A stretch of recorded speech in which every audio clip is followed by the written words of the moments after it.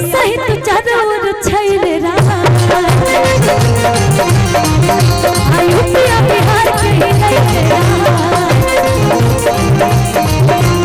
असही तू चारोर छैले रहा यूपिया बिहार के लैले रहा कि जवन भोले के गोले से मारत चला अरे राजा राजा दार तू धार चला दिलने करदा कमार चला दार तू धार चला बड़ी बात नहीं बहुत बात जी को दिलने करदा कमार चला क्या बात है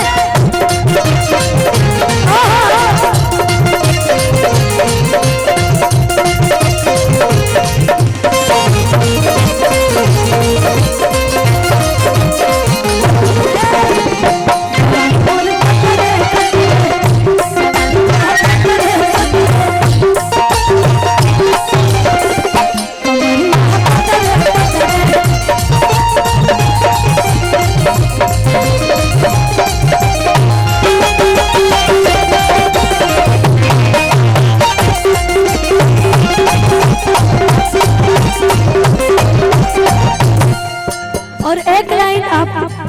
बक्सर वाले लिखाते कहा कि हम हैं यूपी बिहार वाले हीरो है सब हथियार वाला हवे हम हैं यूपी बिहार वाला हवे हीरो है सब हथियार वाला हवे ओकरा के आंख जनी मारे हाय सखी हमार वाला हवे ओकरा के आंख जनी मारे सखी हमार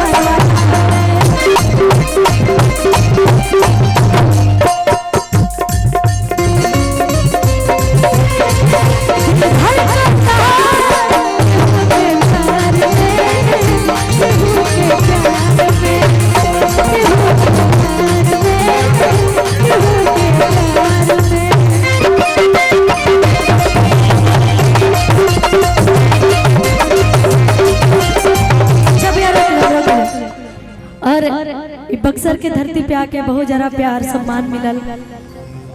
और एगो गीत आइल हमार पवन भैया के साथ जकर फरमाइश आइल है राजा रंगबाज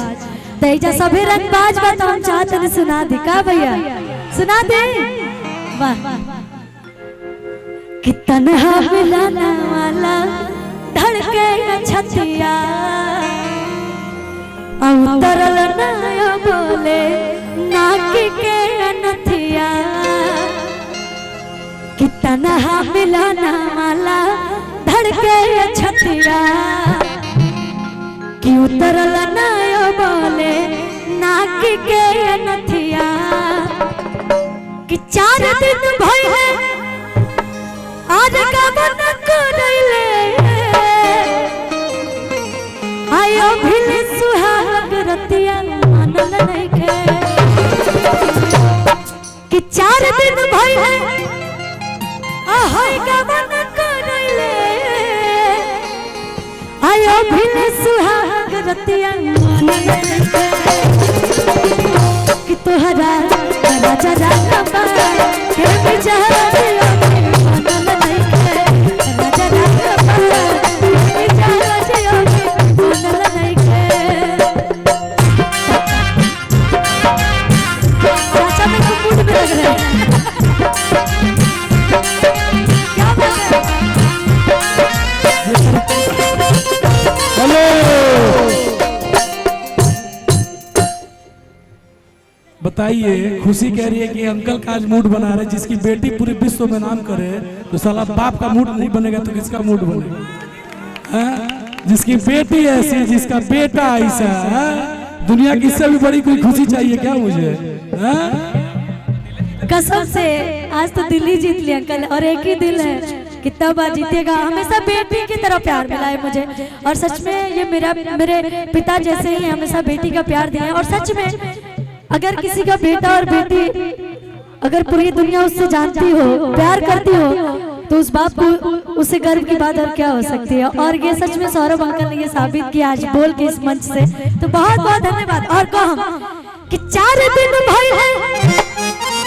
आर गबन करैले आय अभिल सुहाग रतिया मानल नहीं के कि तोहरा राजा राजा के बिजल जियो भी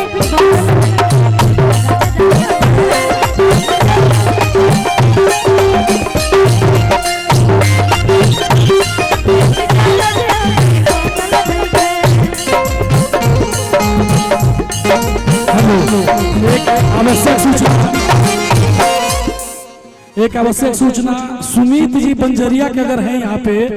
उनके घर पे किसी का तबीयत खराब है और उनका मोबाइल बंद है।